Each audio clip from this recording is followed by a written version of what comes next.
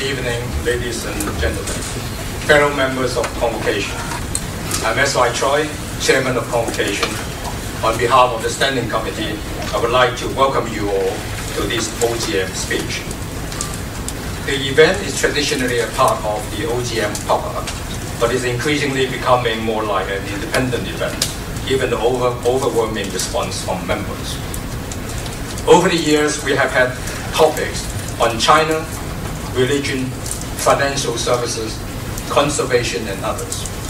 And this year, we have chosen the topic on urban renewal. And as usual, thanks to your support, we have a packed house tonight.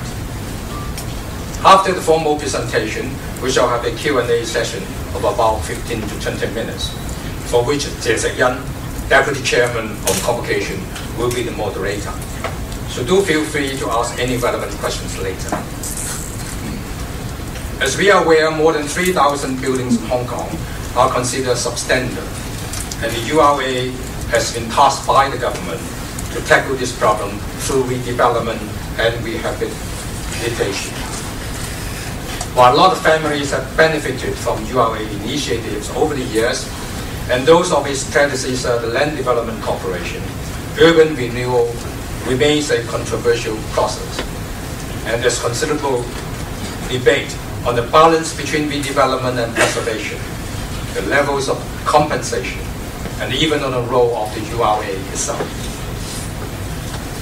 Tonight we are very fortunate to have Mr. Barry Cheung, Chairman of URA, to talk to us on the subject of urban renewal and share his experience with us on the work of the authority and its strategies for the future. Mr. Cheung has been chairman of the URA since 2007 and a board member since 2001. He's also chairman of the Hong Kong Mercantile Exchange.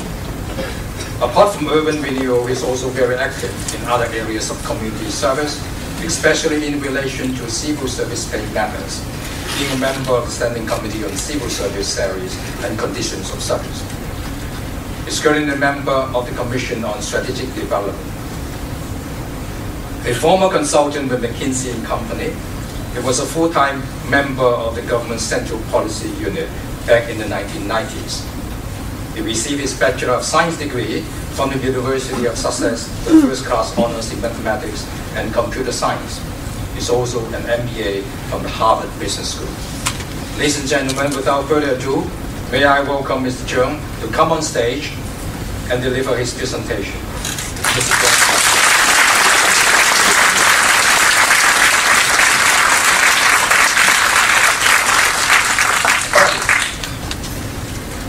Thank you very much, Chairman Choi.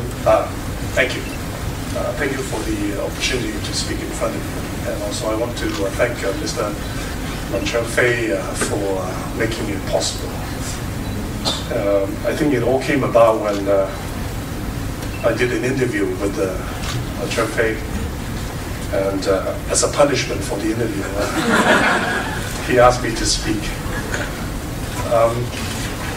Before I get to the subject of Urban Renewal Authority, I'd just like to ingratiate myself with you first. The Urban Renewal Authority and the Hong Kong University go back a long way. In fact, the Land Development Corporation worked very closely with the university, particularly with the Department of Architecture, Department of Urban Planning, and also Department of Social Work. In fact, we worked so closely with the Department of Architecture when the department celebrated its 50th anniversary, we gave the department an apartment. We actually, yes, at the time the prices weren't so high then. So we gave a unit in one of our projects to the Department of Architecture to show our appreciation for all the help that the department has rendered to the Land Development Corporation. So recently, when the department celebrated its 60th anniversary, they said, what about 2 apartments?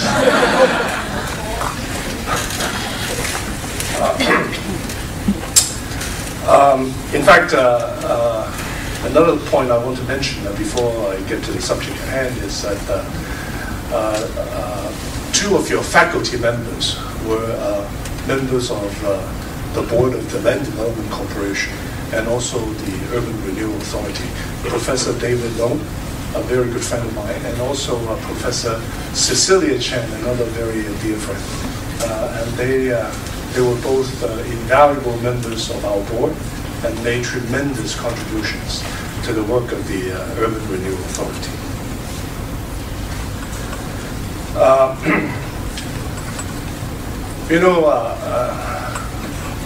One of the benefits of being chairman of the URA is that from time to time you get your picture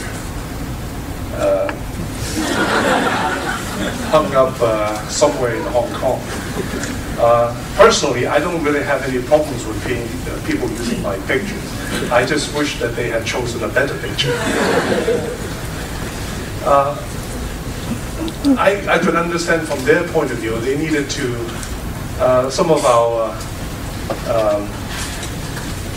some of the people who opposed to what we do, I can understand they want to characterize what we do as something bordering on evil. And so it is not uncommon for people like ourselves to be depicted as the monsters. But are we really the monsters? Is the UIA such an evil organization? It seems like a strange topic to discuss tonight, because you expect me to tell you what a wonderful organization the UIA is. It is, but at the same time, I want to use tonight, instead of giving you a standard speech, which I have plenty, which will drive you to sleep within 5 minutes. I think in front of such an intelligent audience, I really should tell you the truth.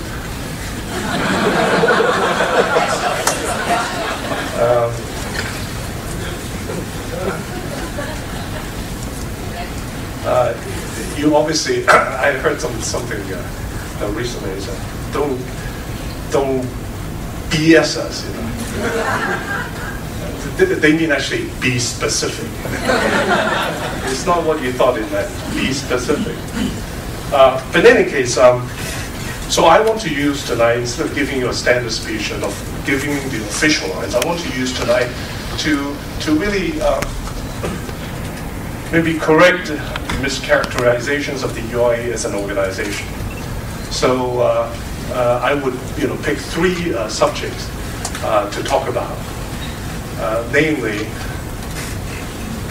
do we buy low? Do we sell high? And then are we destroying Hong Kong's heritage? So I picked these 3 topics to discuss. But before I do that, I'd like to set the scene for what we are going to discuss. It is important for everyone to have an understanding of what it is that we are trying to address. Okay? What we are trying to address is the question of urban decay.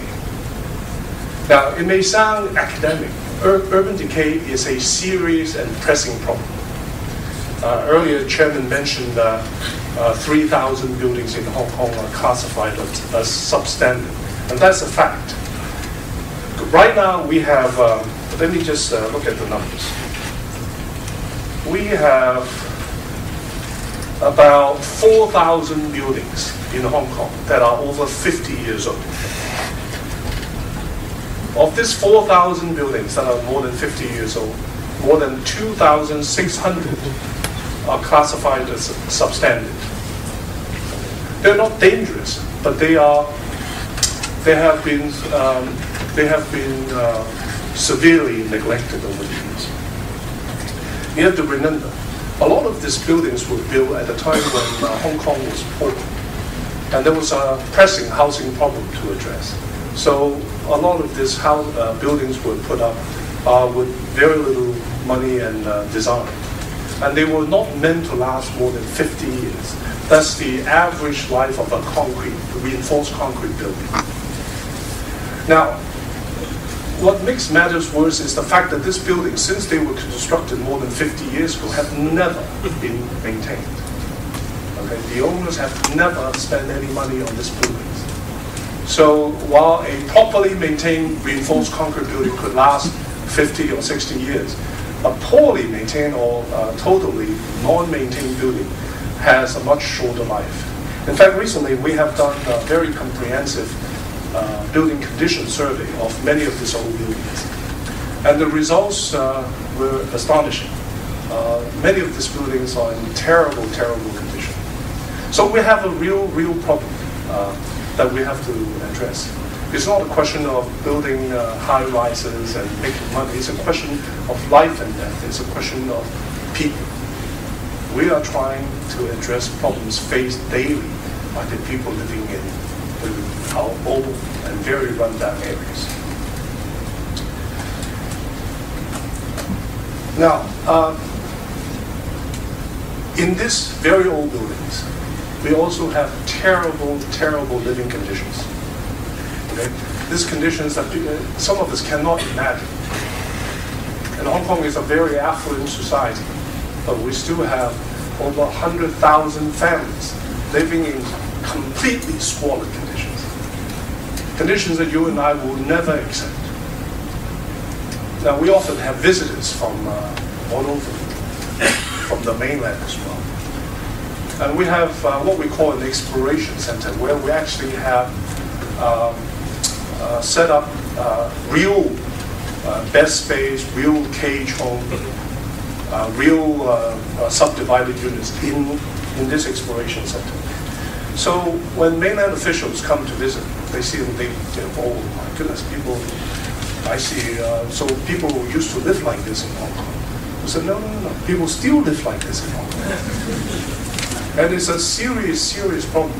Now, we may not see this problem every day because, obviously, housing conditions have vastly improved over the last 30 years.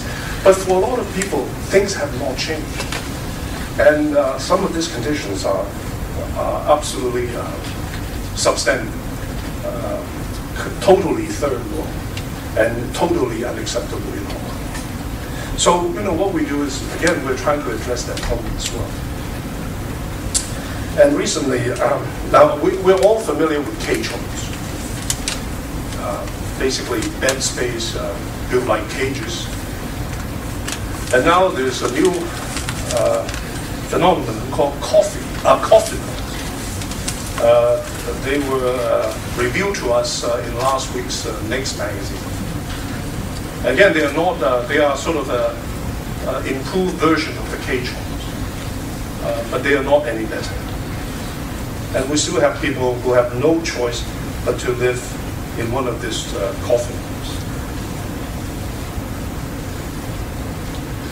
The average living space per household in our old areas is about 210 square feet. And for elderly, is 150 square feet. Of course, for tenants who are often the poorest of the poor in Hong Kong, live in even smaller space.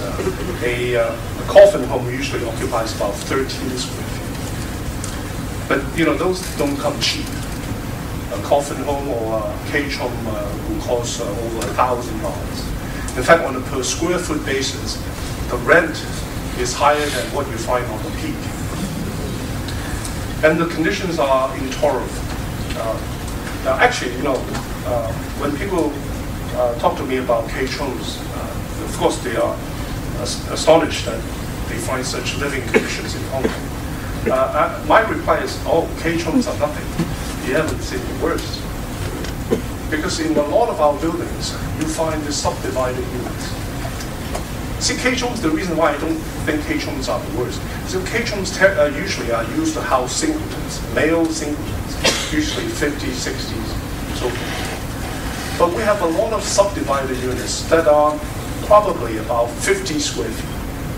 Just barely enough for a bunk bed, and sometimes maybe a little table. These units are used to house a whole family. Okay, typically a mother, sometimes a father, with 2 or 3 little kids. And then all of these units share one kitchen and one bathroom. And sometimes I wonder how kids can grow up in this environment and still be competitors. Because they don't even have a table to do homework. So those are, again, this is not a real estate issue. This is social issue, and we feel with a sense of urgency that we should deal with it. So the URA was created in 2001, May 2001, to address the issue of urban decay.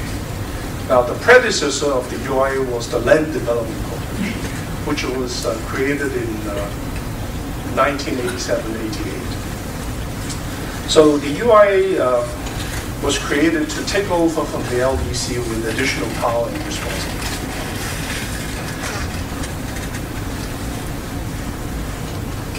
The government created URA with an injection of $10 billion as working capital for the URA. The URA was expected to then use this $10 billion wisely to pursue a 4R strategy: redevelopment, rehabilitation, preservation.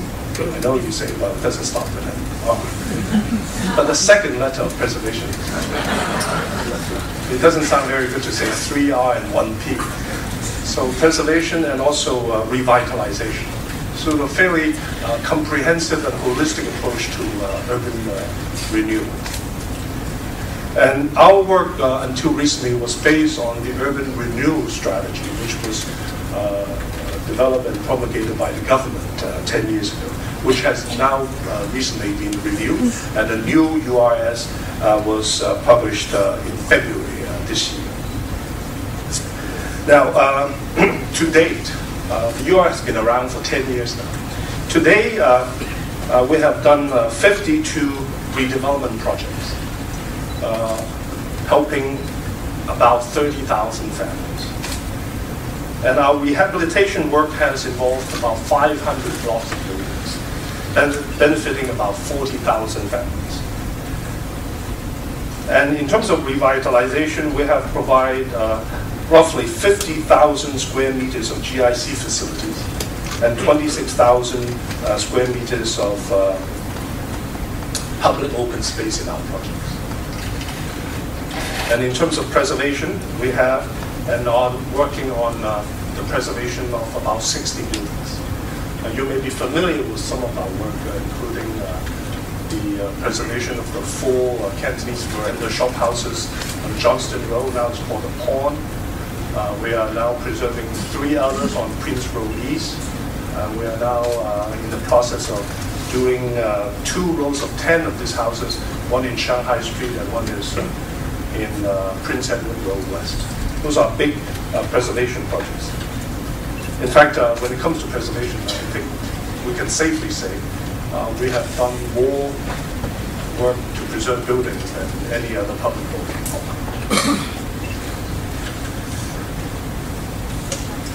Now, earlier I promised that I would discuss 3 areas that we feel are misconceptions about the Urban Renewal Authority. Now, before I get to those, I understand, urban renewal as a subject is controversial because it involves people's homes, livelihood, and sometimes wealth. And so it's bound to be controversial, whatever you do. So we understand that. Now, what are the 3 mischaracterizations I'd like to discuss today? The first one is, as I mentioned earlier, the URA buys low. So we've been accused of taking advantage of owners, and we try to buy properties off their hands on the cheap, and in the process enriching ourselves. I just want to show you what the facts are, and you decide yourselves whether that in fact is a fair characterization. Like what they say in the US, we report, you decide. That's what I like to do. Now, before I get to the point about whether we in fact buy low, is I tell you how we calculate our compensation. We base our compensation on a number of factors. None of it is dependent on the value of the properties that we're acquiring. It may sound strange. Okay? Because we start with the premise that whatever we pay, we have to ensure the people who are owners and who are occupiers, i.e. people who own their flats that they live in, must get enough money so that they can buy a much better flat in the same area. We don't care how valuable or how, actually, most of the times the units is worth very little money. Our compensation is not based on the value of their own apartments. Okay. So how do we do that? We typically in a project, we engage 7 valuers, picked not by us, picked in an open lottery, organized by the Hong Kong Institute of Surveyors, and supervised by members of the District Council. So we pick 7 names, 7 independent surveyors, and then they do go away and do their evaluation of what a 7-year-old flat in the area in question should be worth. Okay. So they come back with their evaluations. We look at the numbers, throw out the highest and the lowest, and take a simple average of 5, the remaining 5 valuation. And that becomes the value of a notional 7-year apartment. And that's what we pay the owner-occupier.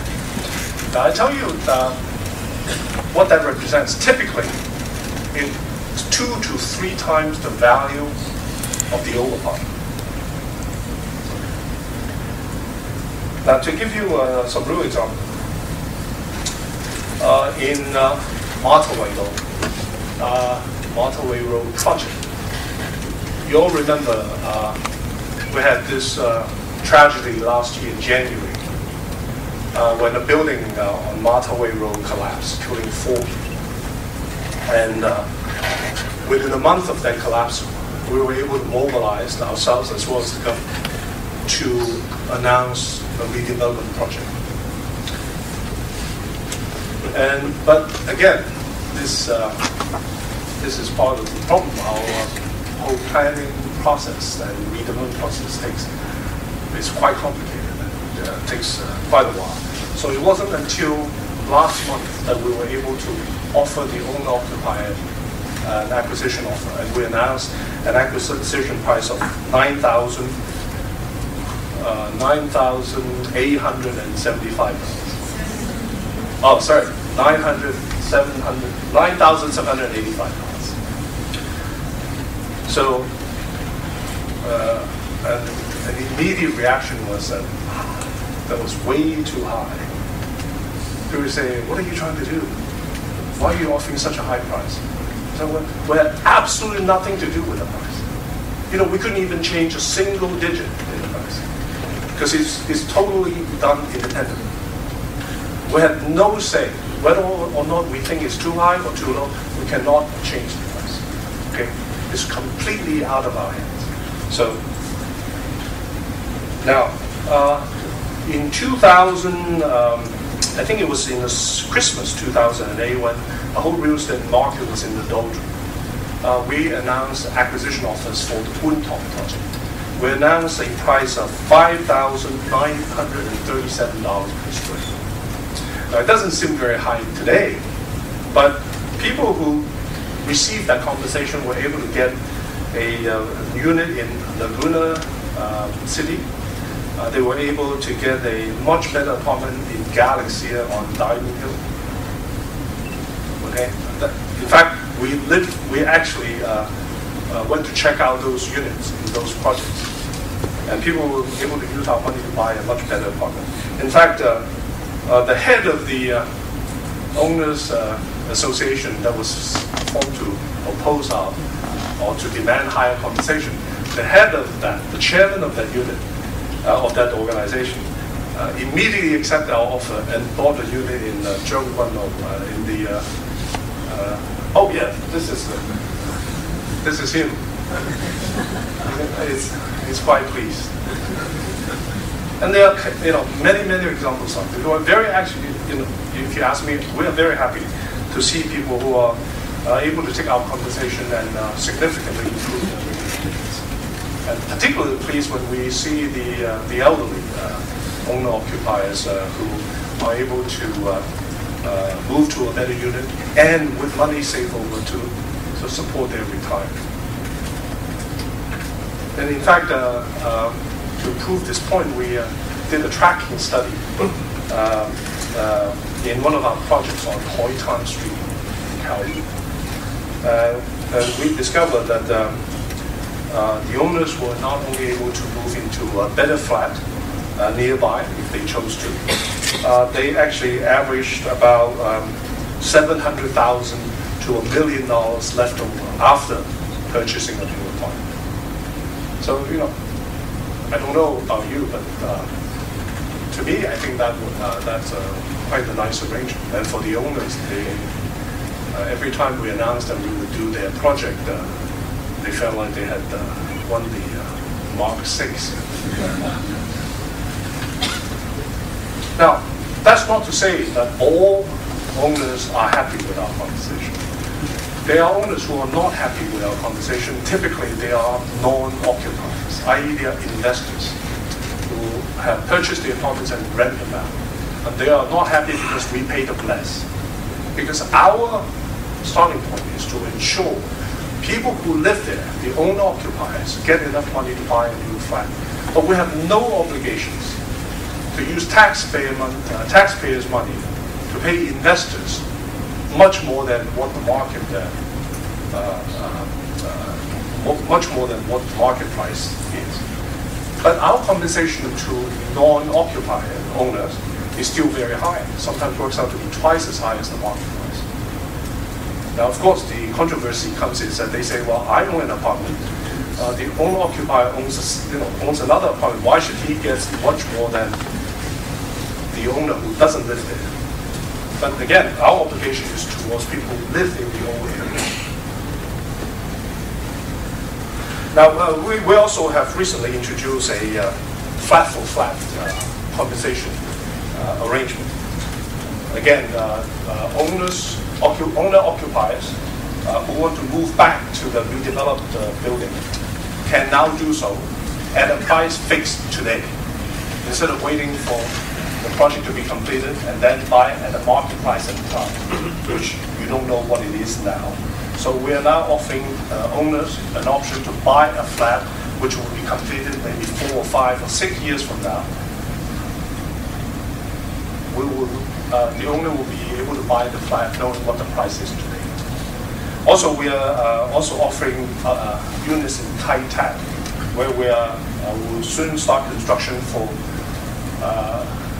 a housing block with about 1,000 units, specifically intended for this purpose, is to allow affected owners to buy an apartment in Kai Tak. Okay. So again, the notion that we try to take advantage of owners by offering them low compensation is simply not true. If anything, it's just the opposite. I remember shortly after we announced the acquisition price for Puntong, and some of the owners gave us predictable response saying, this is too low, it's an insult.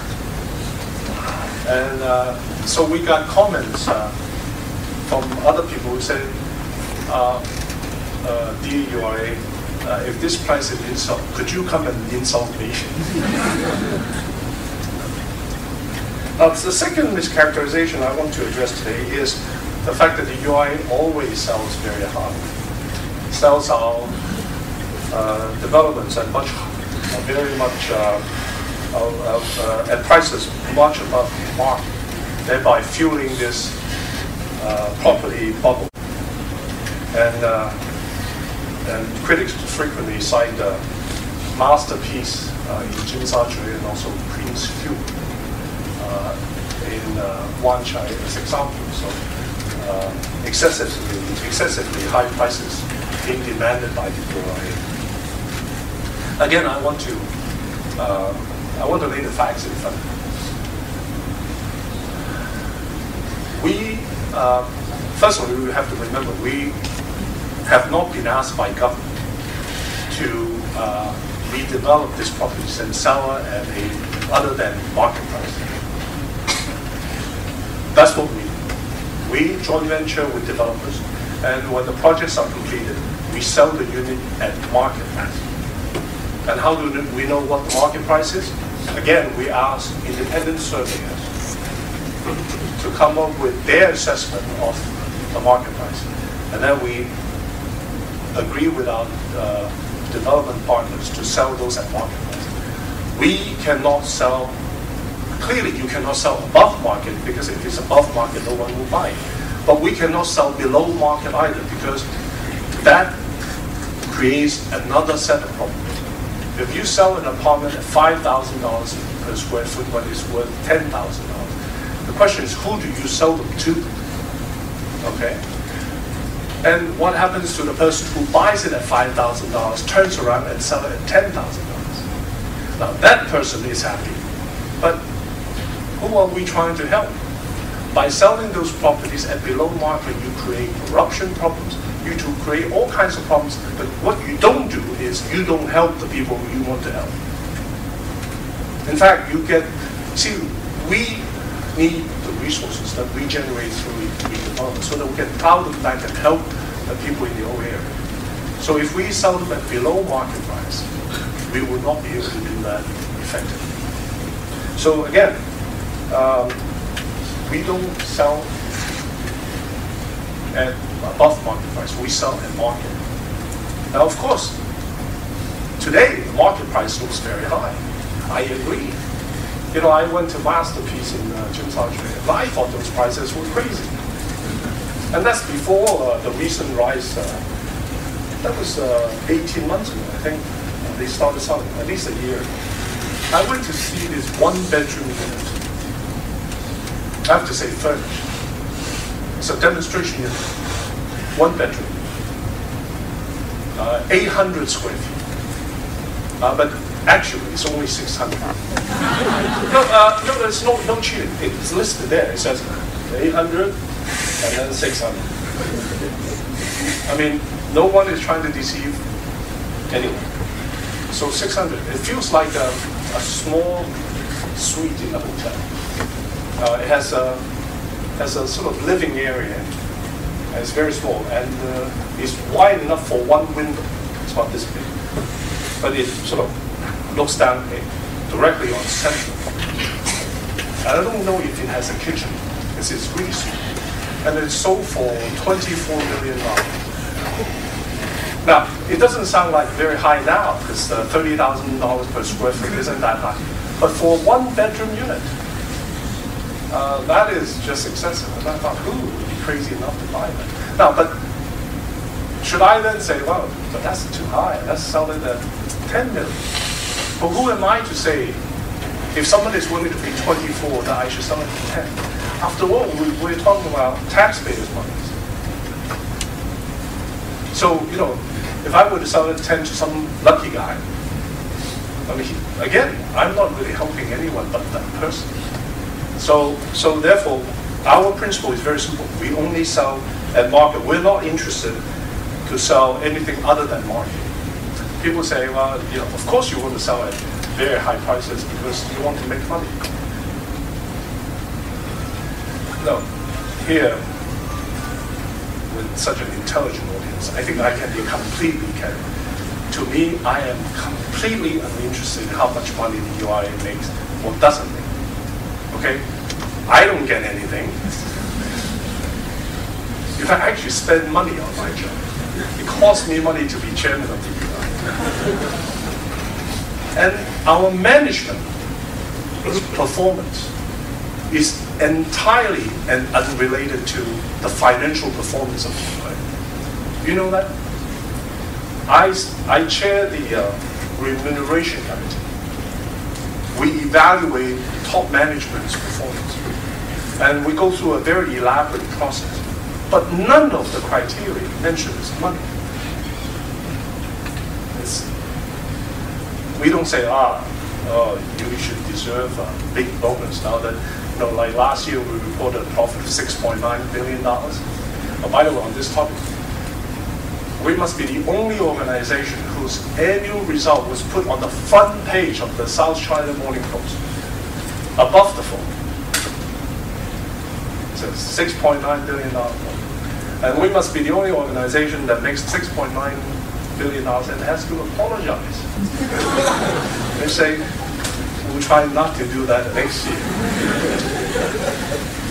In fact, we are announcing the results tomorrow. But again, see, to me, those numbers are almost meaningless. Most of it, it's not a result we bought. We bought cheap and so high. No, most of it is because the government generously doesn't assess land premium on our projects. Okay, in fact, we made a calculation of the $9.7 billion of accumulated profits. About 60% is as a result of waiver of premium.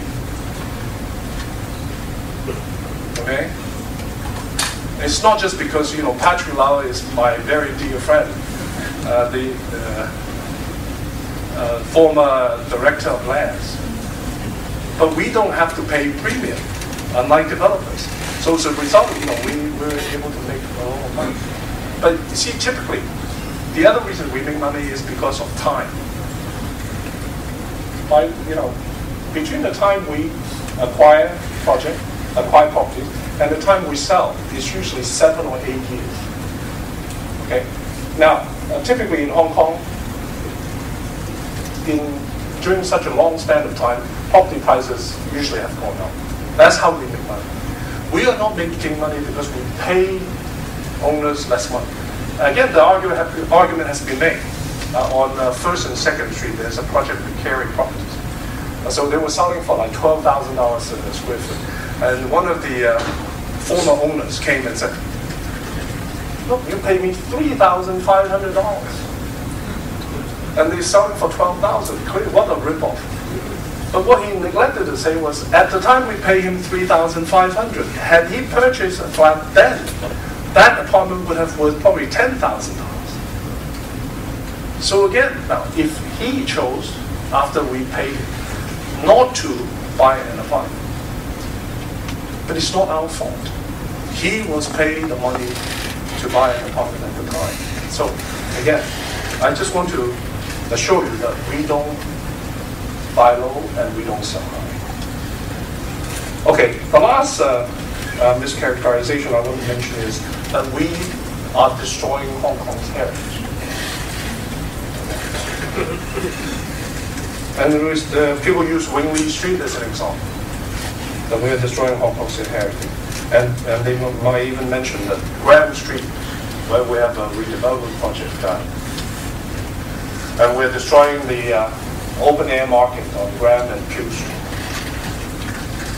Let me just, again, try to provide you with the facts. Wingley Street. Do you know Wingley Street? Did you watch the movie? I'm probably the only one in Hong Kong who hasn't watched it. Now, Wingley Street is really not a street. It's like an alley with 9 houses on it. And it was part of a big development project, including Staunton Street. And back in 2008, after hearing a lot of input from people who were interested to preserve the special characters of the area, we modified our redevelopment plan.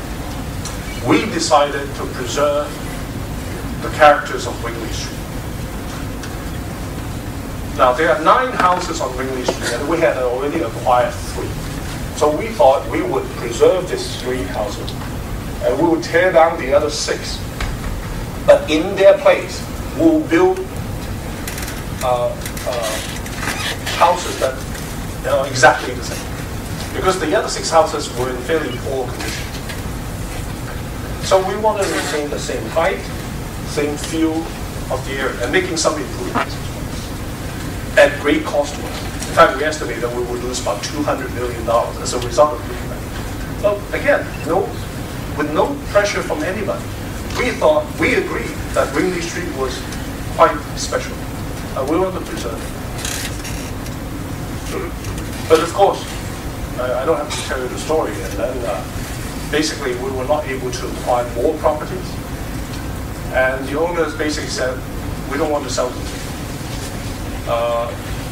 Actually, they wanted us to pay higher prices, but we refused.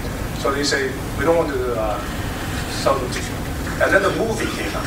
By the way, the movie, actually, we were the ones who allowed the movie to be shot on site. So we were actually, in a way, a sponsor of that project, our movie. But after the movie came out, and then everybody in Hong Kong woke up to the fact that we have a Ringley Street, something that we should preserve, which is actually good. I think raise awareness. But the owners then, instead of trying to ask us for more money, they simply said, we don't want to sell them to you. We want to preserve these buildings ourselves. Now, it poses a dilemma, doesn't it? That we are saying we are preserving these buildings. The owners are saying they want to preserve the buildings. Now, how can we insist that, no, you cannot do that. You must sell your buildings to us so that we can preserve them. So it was, we were put in an untenable position. We couldn't continue insisting that they must sell them to us. So we decided we'd change our plan. We announced that we would want the government to excise Ringley Street from the redevelopment project.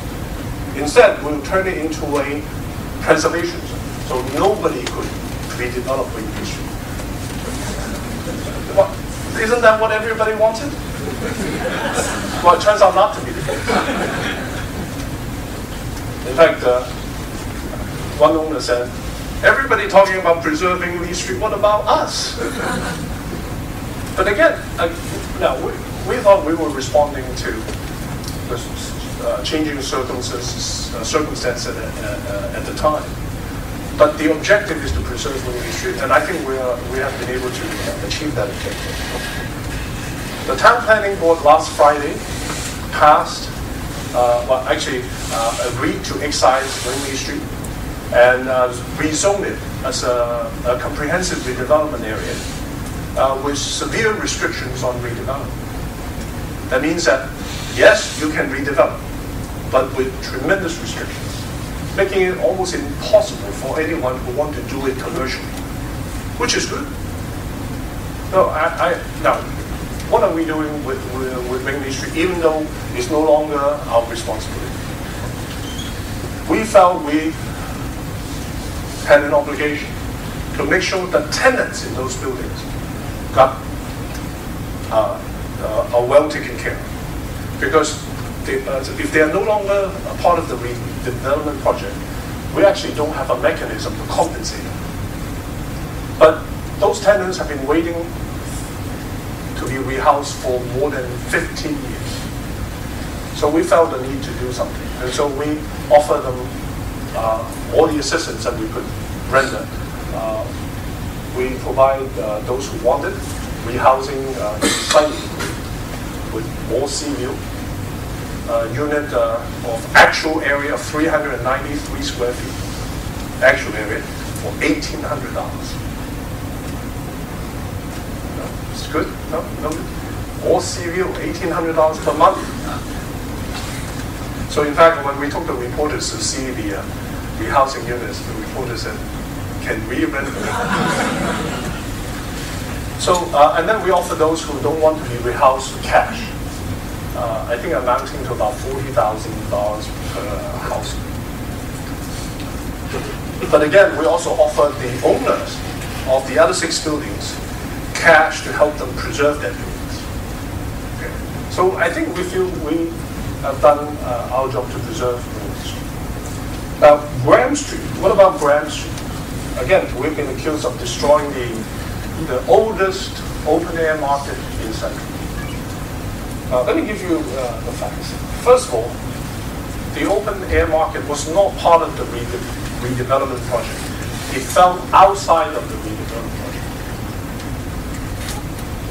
And also, the hawkers had been disappearing over the last 20 years from here. On Hollywood Road, on Wellington Street. I mean, they've been disappearing through gentrification, redevelopment, and so forth. Through organic redevelopment. They have been disappearing. In fact, there are very few hawkers left. There are about, I think, less than 60 or 70 hawkers left. That's well before we decided to redevelop the area. So, but we decided we couldn't leave the open air alone because redevelopment, even though it is not part of the project, would affect the hawkers, construction, demolition, all of that. So we decided that this actually is a golden opportunity to not only preserve the market, but to revitalize it. So what we are doing is this. We made a decision to preserve and revitalize the open air market. But to do this, we had to construct a wet market in the middle of Central. A small wet market with 14 stores. And this will be the most expensive wet market in the world. Why do we do that? Because they are not even hawkers. Why are we constructing this wet market? There was no demand for it. You know why? Because to preserve the hawkers, we have to have shops selling fish and meat. Because people are not going to come to the market to just buy vegetables. Okay, so at great cost, we are preserving the people who sell fish and meat. At the same time, we will, through our redevelopment projects, widen Grand Street and Peel Street. Okay? Right now, if you go there, it's quite crowded, very congested, it's very slippery, and sometimes you see rats because it's not very hygienic. And people, and you see electrical wires hanging overhead. They take electricity directly from the building, sometimes illegally.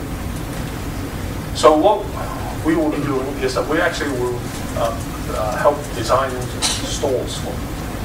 And will provide water and electricity directly to their store.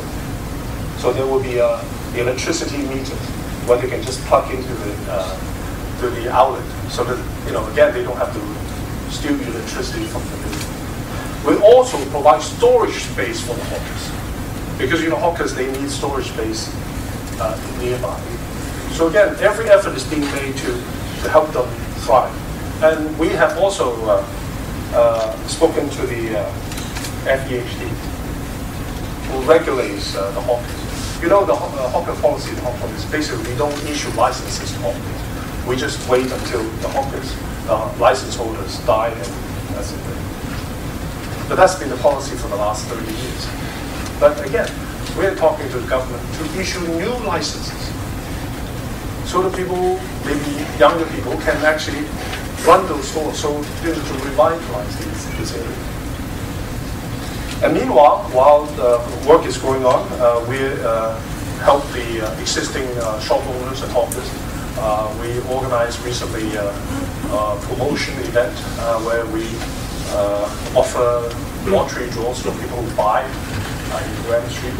And I think we were told that our effort increased business by about 10%. Yes, it's not a huge number. But again, I think every effort counts, and we are doing our best to help the hawkers and the owners in this area.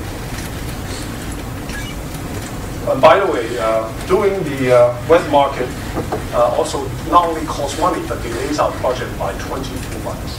Because we now have to do it in phases.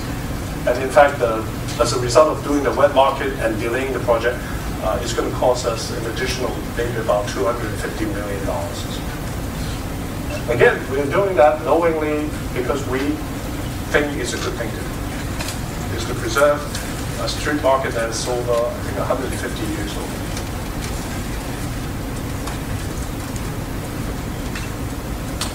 And also, I mentioned earlier the preservation of the 4 houses on Johnson Road. In fact, I'm happy to mention that in that project we preserved a very a beautiful house with very distinct architecture on 18 Ship Street that belongs to Mr. J's family. I hope you agree that we did a good job restoring it. In fact, we didn't even touch, we wouldn't allow the restaurant operator to put any signs other than hanging a cloth banner.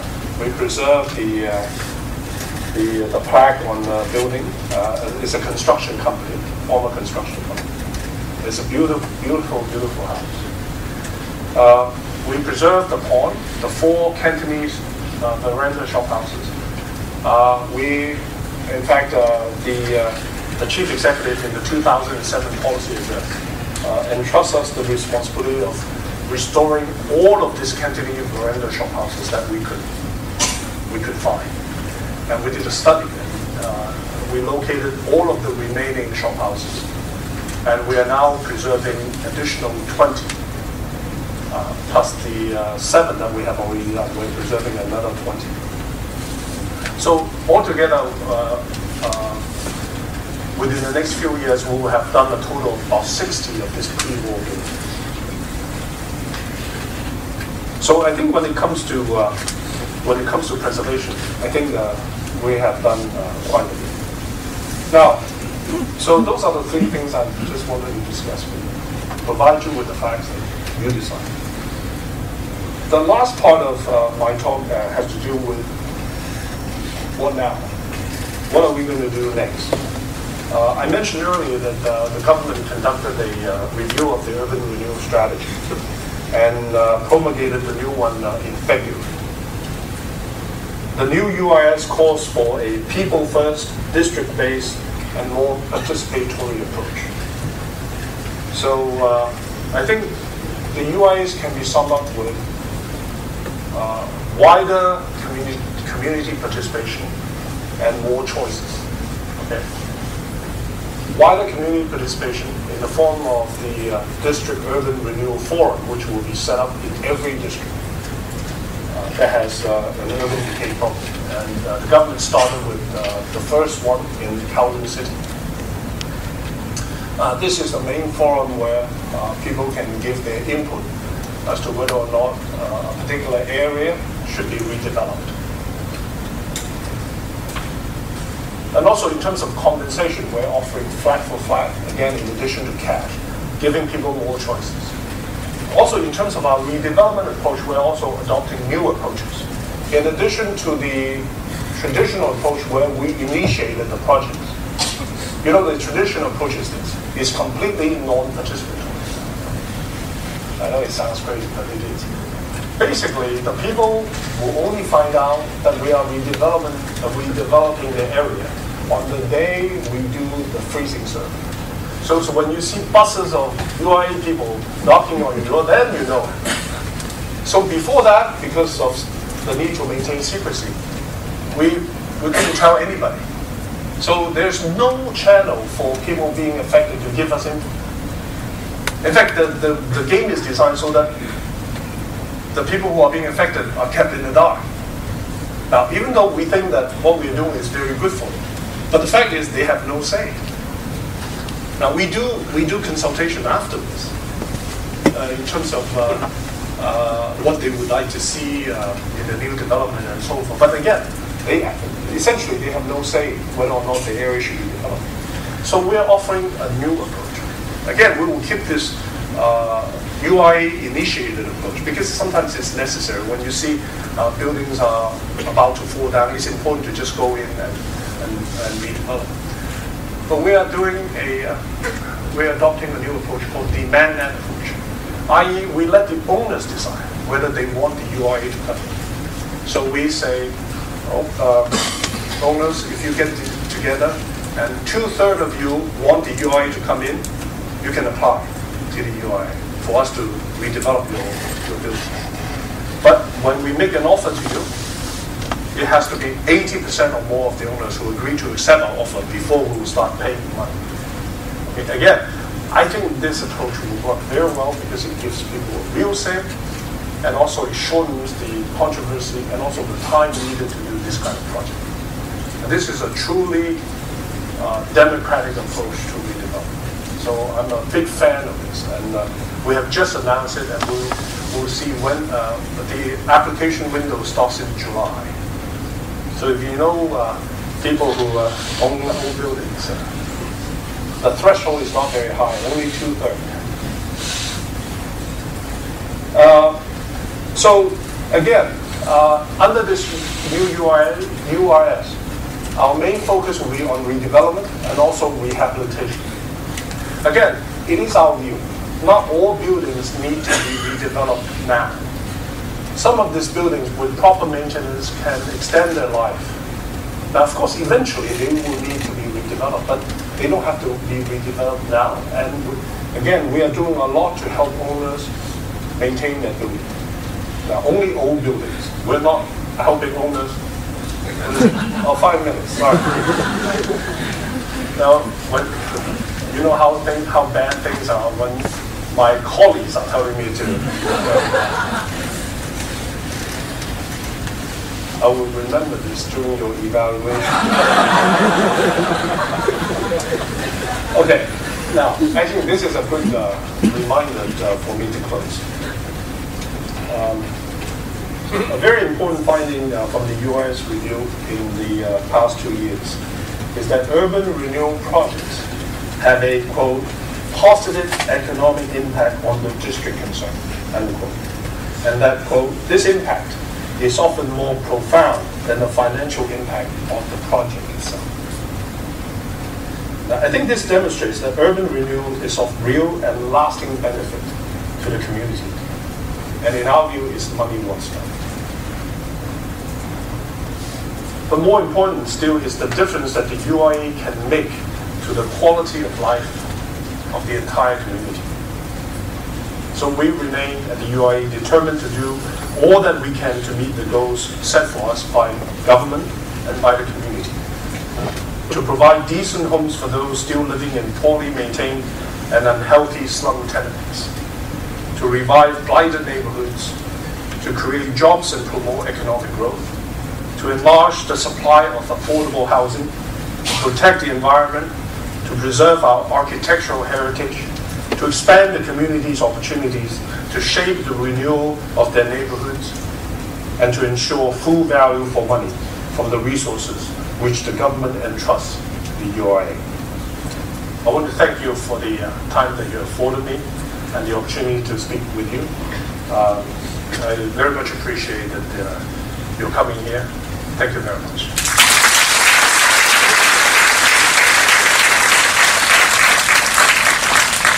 Wake up now. Perhaps Barry, perhaps you could just stand, rather than stand behind me, you stand beside me, so that you're not shielded from the crest of the Hong Kong University. And also, I'm supposed to stand here to collaborate on the question and answering session, and then there's some house rule that I would like to set. And the first rule is that whenever I say, Barry, would you like to hand on the microphone to the questioner? I don't mean you, Mr. Barry Cheung, because we have another student helper who, by the name of Barry.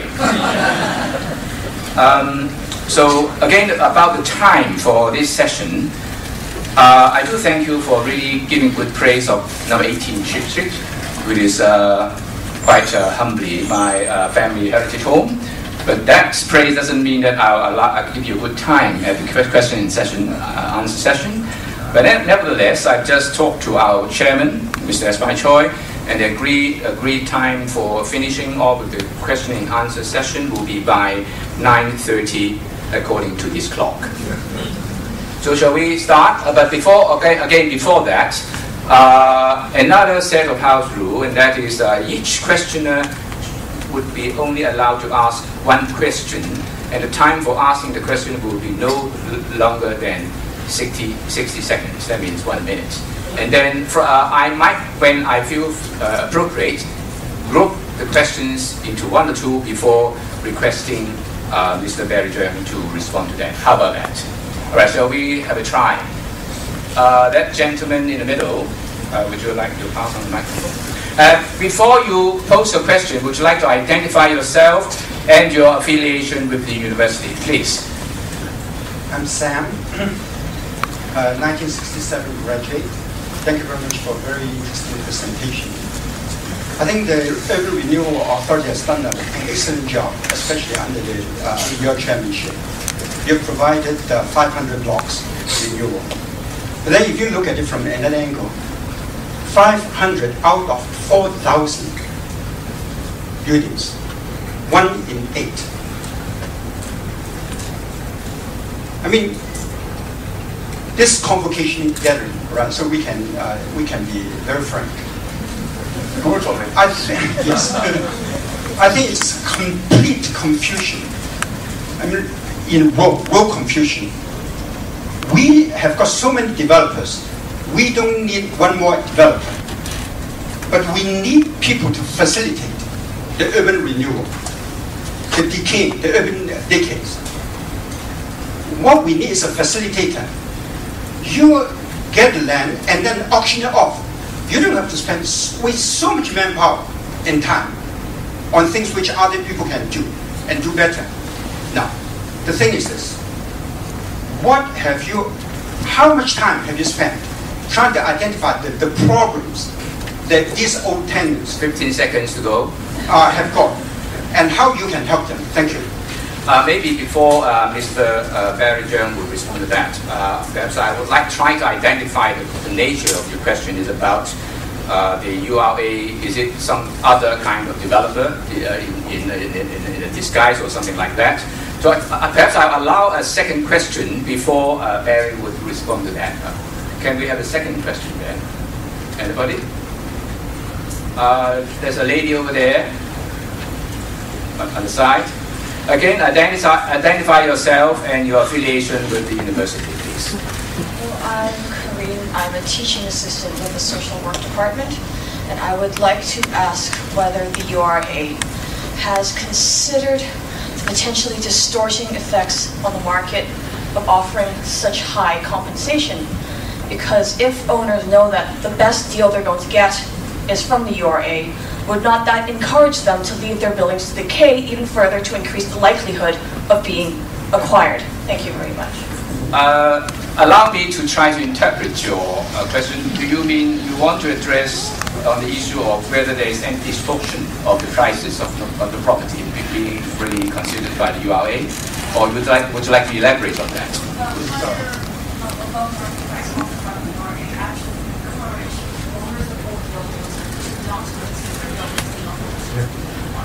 Okay, you get the question. All right, so I'll allow Mr. Cheung to choose whichever one you would like to respond. Both excellent questions.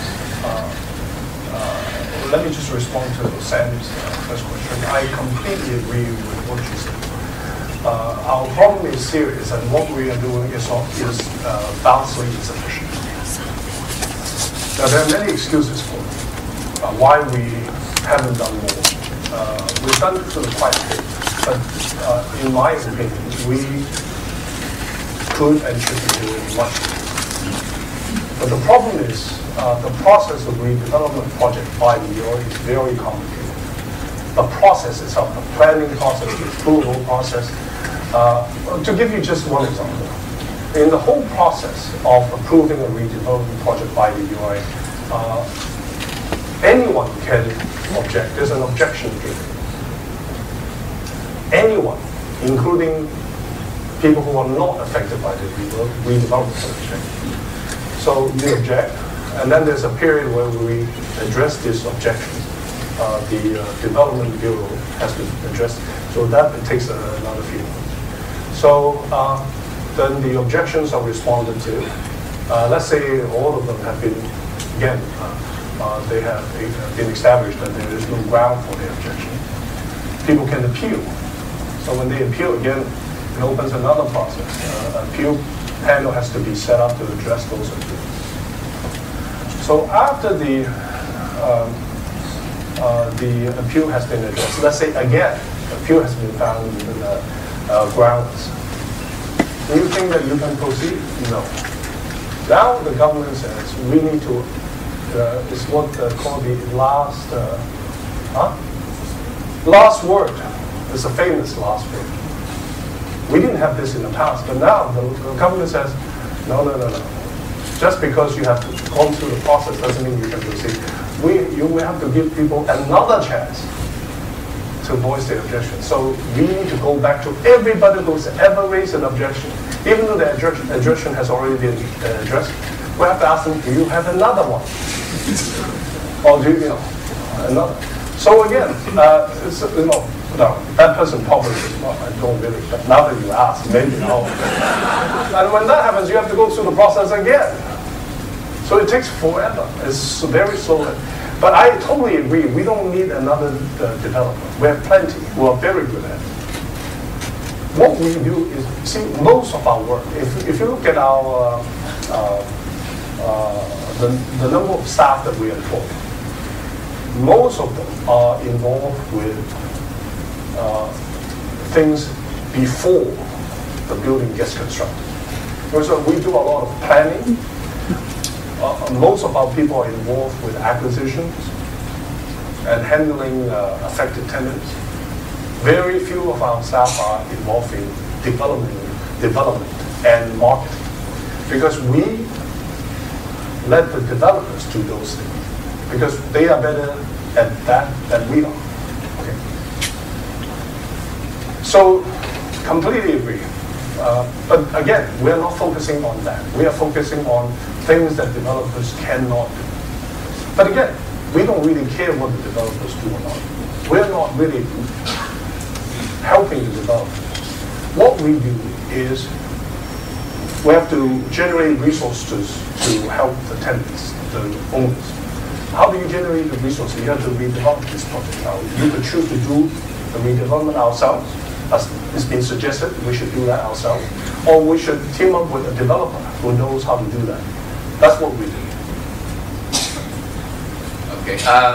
No, I have to ask the Mr. Cheung to just Okay.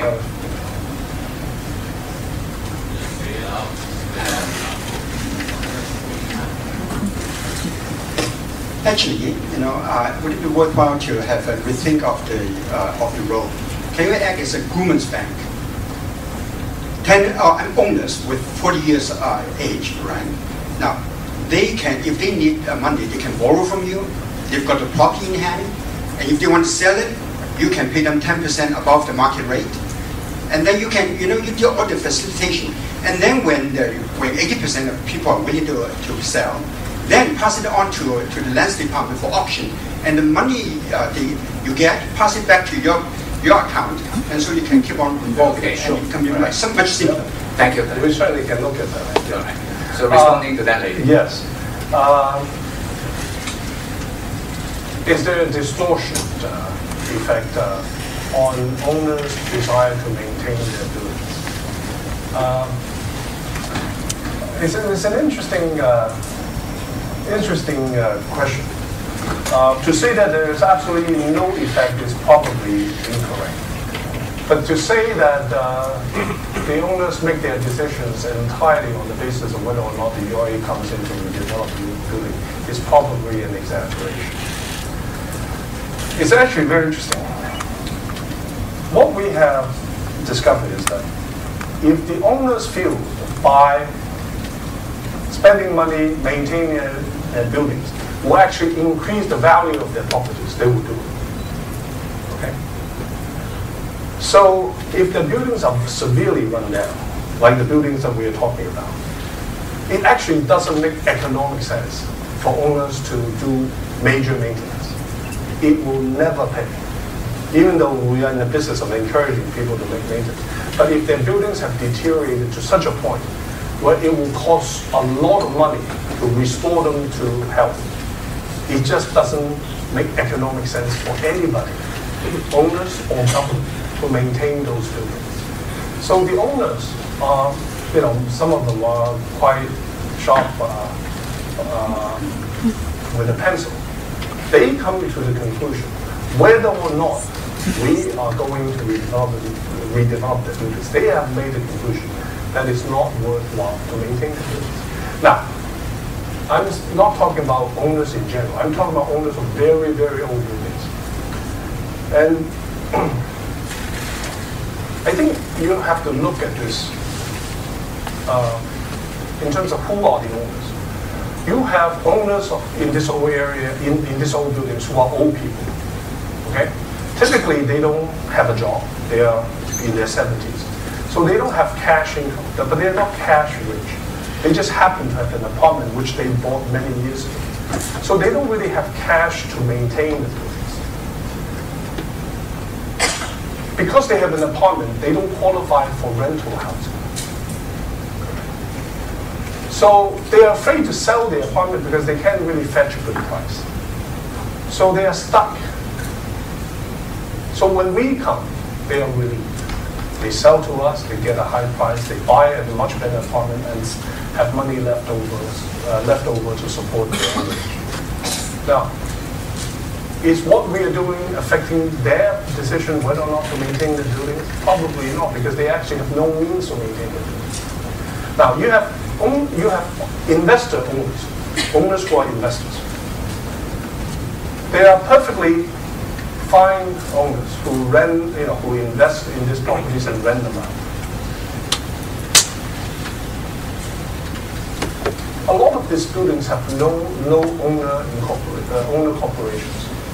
So even if an owner wants to maintain the building, it actually cannot really get the other owners to agree. So it's actually quite difficult, and we're trying to help them organize this. Now you have a lot of owners who actually invest money in their building, except not in maintenance. They are investing money inside the building. They subdivide the units. Okay? What they call a tong form. It's very common. So they divide a 600 square feet apartment into 7 units. Okay? Each one with its own door, own kitchen, own bathroom.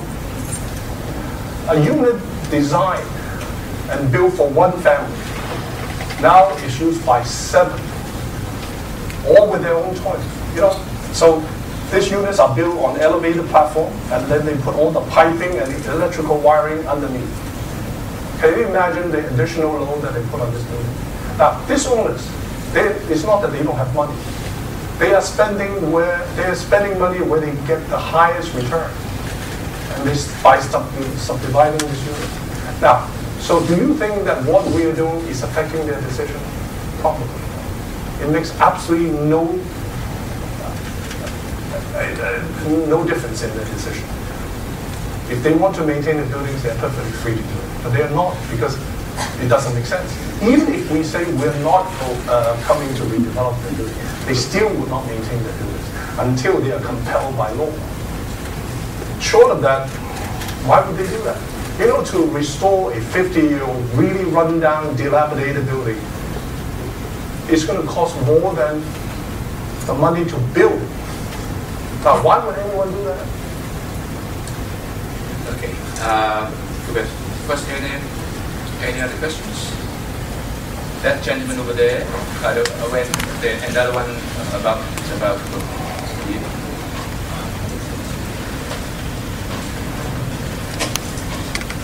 Thank you. My name is Derek. I am a final year PhD student in the Department of Philosophy.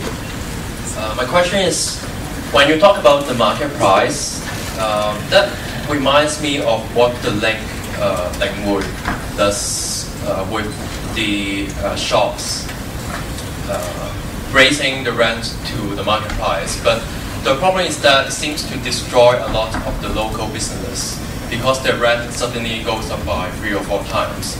So I think analogously, can we say that if you are going to sell the newly constructed houses at the market price, that also has a very negative effect on local people who wants to buy the flats, because now what we mean by the market price is that we have to compete with all the international investors and the speculators.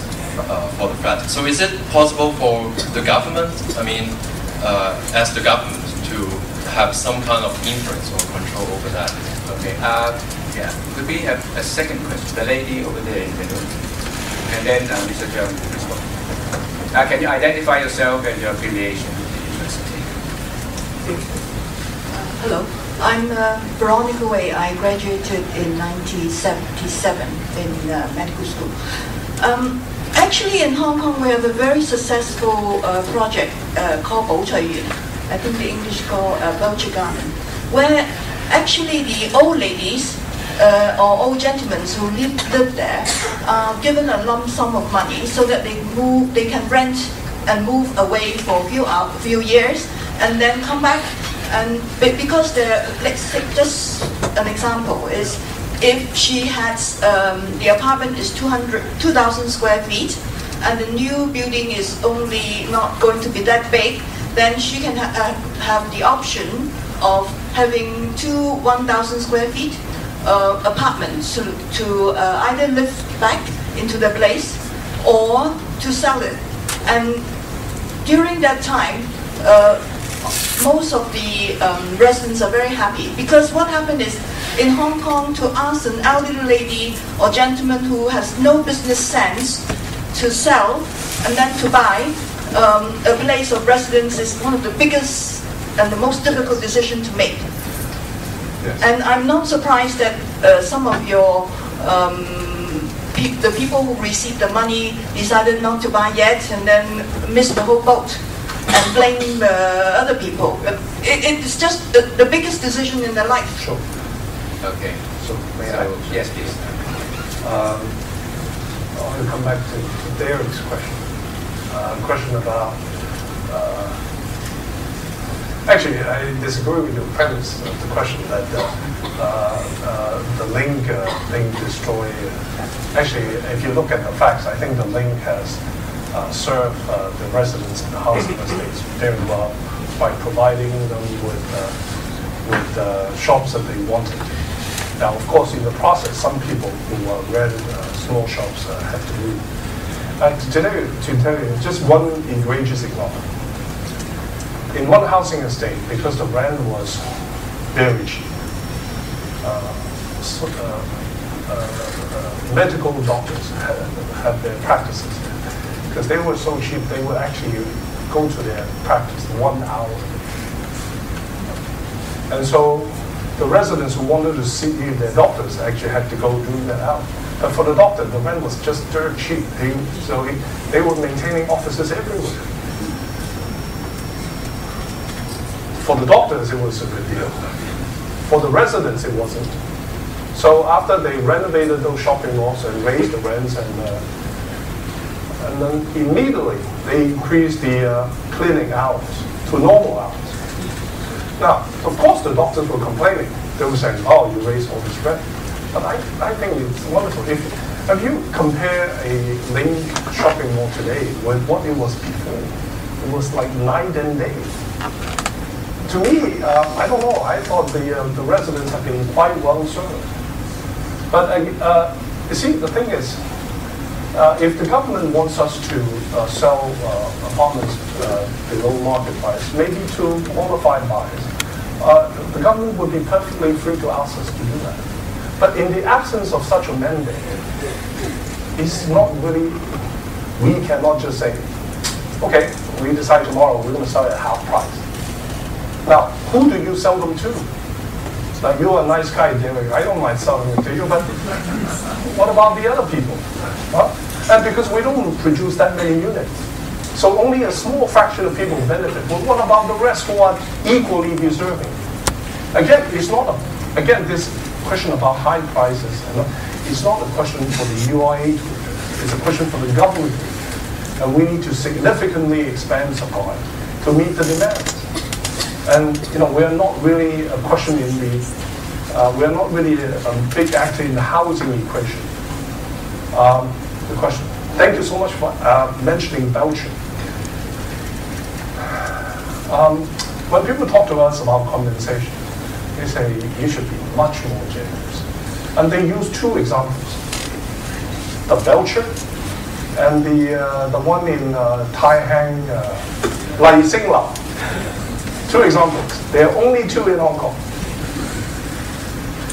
They are great examples. Belcher.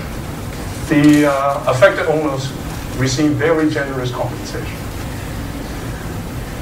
And the Lai Sing Lau owners, the Hong Kong land is the developer. Hong Kong land made a proposal to the owner saying, give us your apartments. We'll redevelop this place. You'll get back an apartment of equal size. During the 3 years we are constructing the apartment, the building, we'll pay all your rent. It's a great deal, isn't it? But do you know why? I give you Belgium. It's a classic case. The existing buildings, not the high-rises now, but before, 0.7 plot ratio. 0.7. The area could be redeveloped to 8 times. So A divided by 0.7.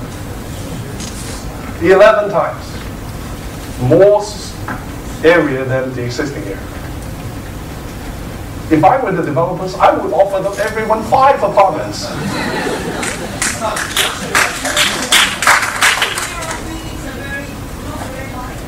No, but the thing is, the gain is like unbelievable. There's not a second project like this in Hong Kong. 11 times area. Can you imagine, right? That's where the generosity came from. It wasn't because Sun Hung Kai and Sun Dak were particularly generous. I think the owners got a raw deal. Okay. Lai Sing Lau. Lai Sing Lau, I'll give you an example. Lai Sing Lau. And it's not because, it happened well before Patrick was elected.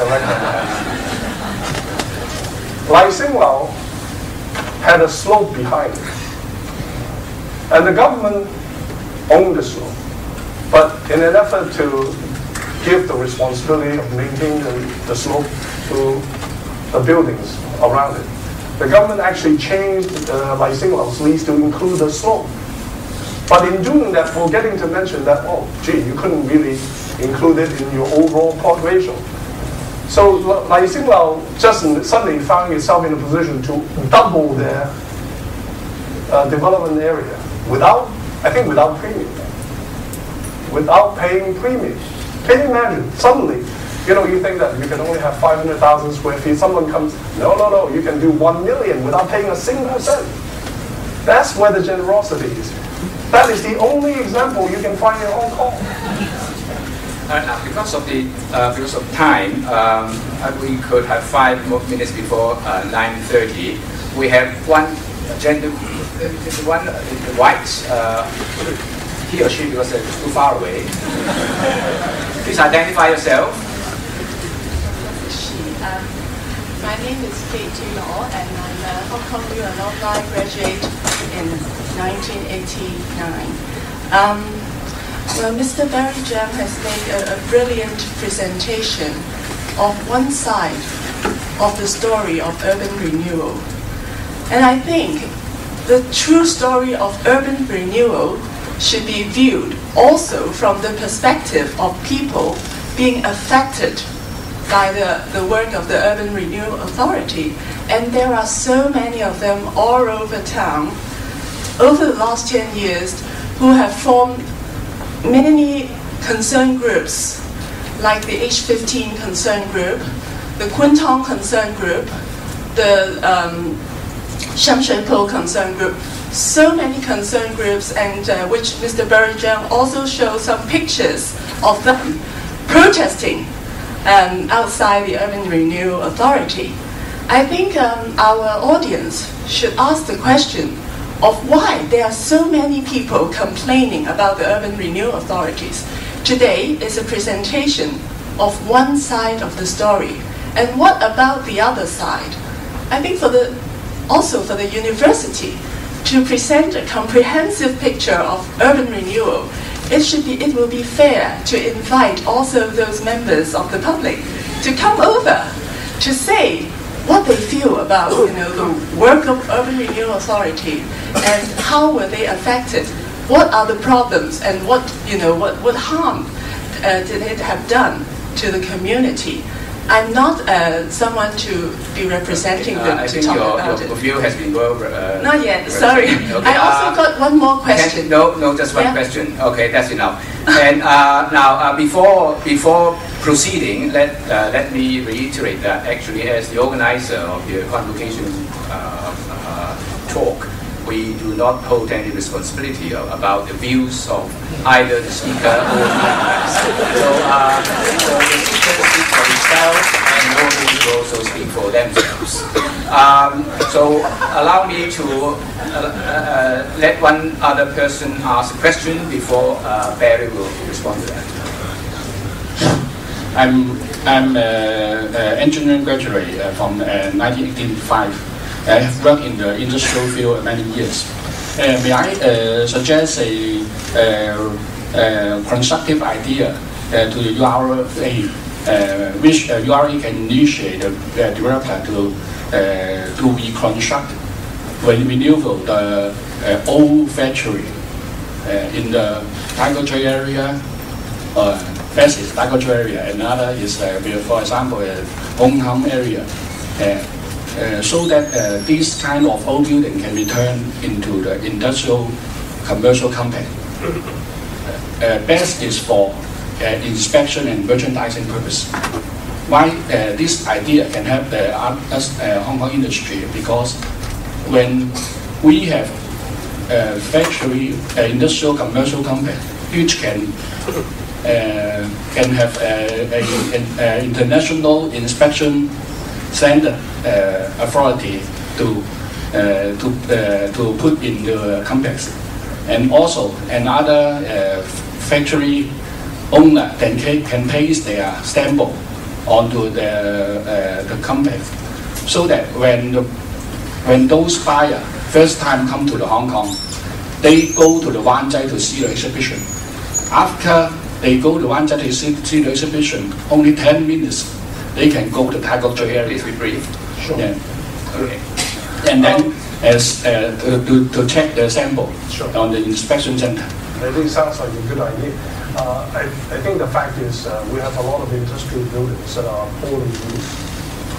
They are being put to very low value-added usage because of all the difficulties involved in redeveloping them. I think the government in the last few years has taken major steps to make it easier for buildings of owners of industrial buildings to renovate them or to redevelop them. And I think you will see more in this, more policies in this area, in this direction. And I expect more industrial buildings, like you said, will have been will be renovated and also redeveloped. But it's not really, we have not been asked to do that. And the government is trying to make policy changes to make it easier for the owners to do. Now, at some point, I would imagine there will be industrial buildings that even in spite of all the new policies, the owners will find themselves in a position unable to redevelop these buildings. So maybe at that point, there may be a role for people like ourselves. But actually, Chairman, may I want to, I don't want Katie spoke for 5 minutes and we don't respond to that. That would be unfair to her. She came all the way, she didn't come to listen to me. But I think it's only fair for Katie to get a response. I agree totally. It's a one-sided presentation from my point of view, because that's the only thing I can do. I can only present it from my point of view. However, we actually feel that through our work, we actually know better than anybody else the needs of the owners. Now, I can only speak for the majority of owners being affected or a majority of tenants being affected. There may be other people who are being affected who are unhappy with what we do. We are more than happy to listen to. We're going to try to address the concern. But at the end of the day, it is impossible to try to do something that satisfies everybody. If our policy is to not do anything until 100% of the people are happy, then we'll never do anything. But the thing is, it's not like we have the luxury of time. We are faced with terrible difficulties. These people are stuck in very bad conditions. It's easy for us to discuss the problems here and go home to our comfortable homes. But think about them. And don't feel that I'm just saying it to get your sympathy. My job is to go and look at these people who live in terrible conditions. And many times I walk away in tears because I find it difficult to accept in a society like Hong Kong, would there have people living like this? It's just, to me, it's unacceptable. If what we do can help some of these people, then, I'm satisfied. If in the process there are people who are not happy, despite our best efforts, well, that's too bad. No, I'm sorry, because time is up. Because I do understand that there are quite a number of our participants here who would like to share their side with true stories. Maybe we'll stay behind and do that, providing Mr. Cheung has got time. Allow me to proceed with the rest of this evening. According to the instruction or the agenda, I'm supposed to give Mr. Cheung a lot of thanks. And I think, judged by the responses with more than 6 questions being asked, all quite controversial. And then actually there are still many more of you who would like to share your side of the true story with Barry. And I'm sure that he will be equally interested and patient to listen. So Barry, thank you so much for really such candid sharing. And I'm sure I myself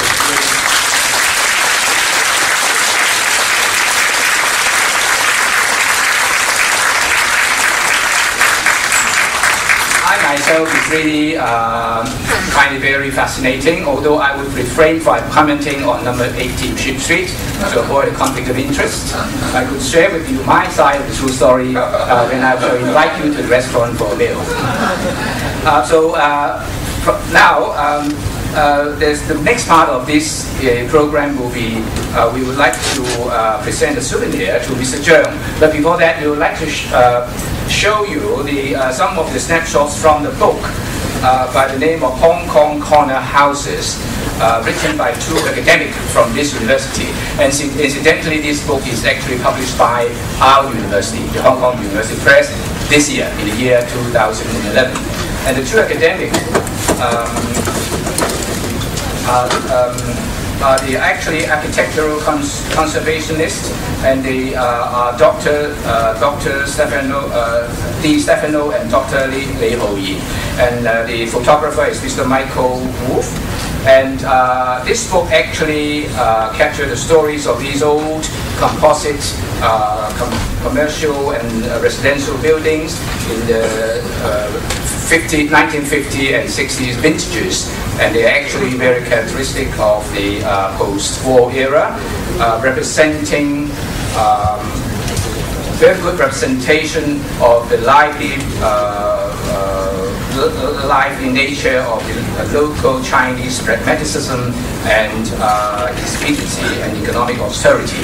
I just read it out from a comment from a commentary. And at this stage, can I invite our chairman, Mr. S.Y. Choi, to come up the stage to present this book. And we hope that Mr. Cheung will really keep on to his work of preserving the older